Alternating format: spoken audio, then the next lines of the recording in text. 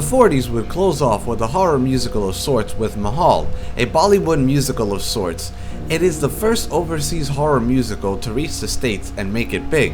The film told the story of a young lawyer's involvement with a ghostly woman in his newly purchased home and the horrors behind the house's history. Although it uses techniques used by other horror films that came before it, Mahal's main focus is the music and tells the majority of its story through sound. We can trace back American exposure and fandom to India's pop culture and Bollywood all the way back here with Mahal. The year would finally close off with the release of Mighty Joe Young. Yes, this film is originally a horror film, and not the heartwarming family-friendly film that Disney turned it into when they raped it back in 1998 with its remake. The film tells the story of a gorilla that was brought up in the wild by her human master and friend. 12 years later, a Hollywood producer attempts to exploit the animal, but when it gets loose and goes on a rampage, things go south.